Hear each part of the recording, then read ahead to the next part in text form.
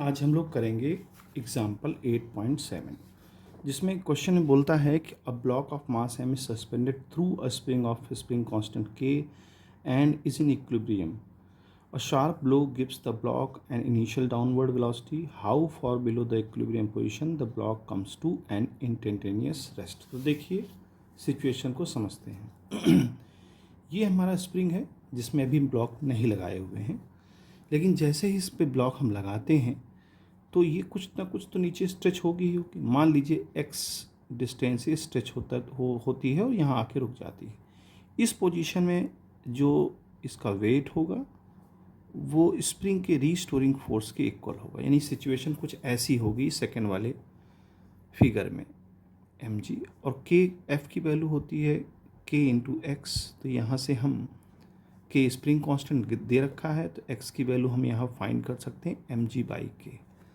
अब तीसरी सिचुएशन क्या करता है कि इसको वी वेलोसिटी यहाँ से दे दी जाती है, और जाने के बाद जब दे दी जाती है तो जाहिर सी बात है इसके अंदर काइनेटिक एनर्जी आ जाएगी और यहाँ जा कर के कहीं ना कहीं रेस्ट हो जाएगा.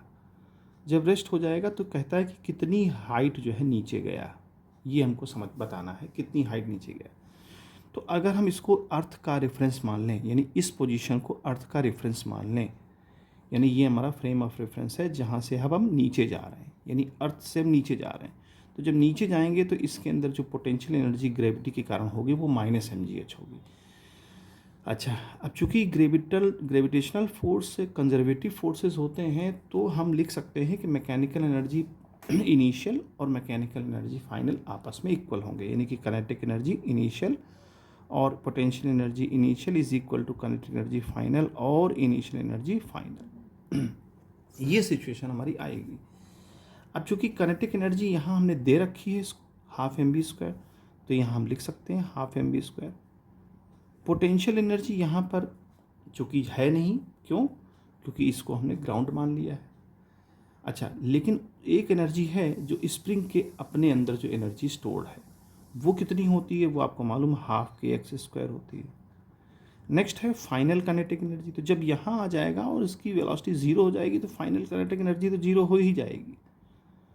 लेकिन अब यहाँ देखिए, यहाँ पर स्प्रिंग में कितनी एनर्जी स्टोर हो गई, तो एक्स पहले से थी, एच और आ गई, तो टोटल एनर्जी कितनी होगी half K x plus H का होल स्क्वायर.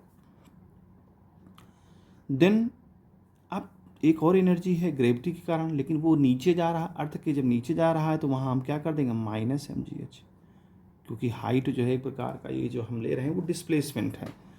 तो चूंकि अगर ऊपर जाता तो प्लस लेते, नीचे जा रहा है तो माइनस लिया हमने, तो माइनस एम जी एच. अब यहाँ से हम 2 हर जगह से निकाल दें तो यहाँ पर सिचुएशन कुछ अलग हो जाएगी. या हम ना भी निकालें, अभी x की वैल्यू पुट कर दें, जो x हम लोगों ने निकाला है इसकी वैल्यू पुट कर दें. तो देखिए क्या होगा इस क्वेश्चन पे half M B square plus half K X की जगह एम स्क्वायर जी स्क्वायर और बाई के स्क्वायर हो जाएगा is equal to half K X की जगह वही एम जी बाई के और प्लस एच का होल स्क्वायर और माइनस एम जी एच. ये सिचुएशन हमारी आ जाएगी. अब हम इसको जो है सॉल्व करते हैं. तो देखिए सर सॉल्व कैसे करेंगे.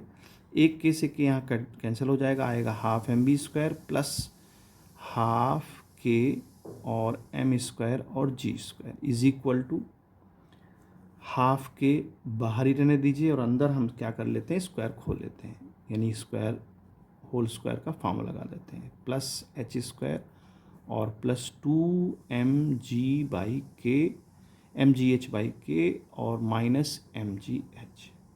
अब यहाँ देखिए इसको सॉल्व कर लें तो अच्छा ये लिख देते हैं half M B square plus half M square G square by K, और यहाँ पर ये जो अंदर जाएगा तो ये M square G square by K हो जाएगा,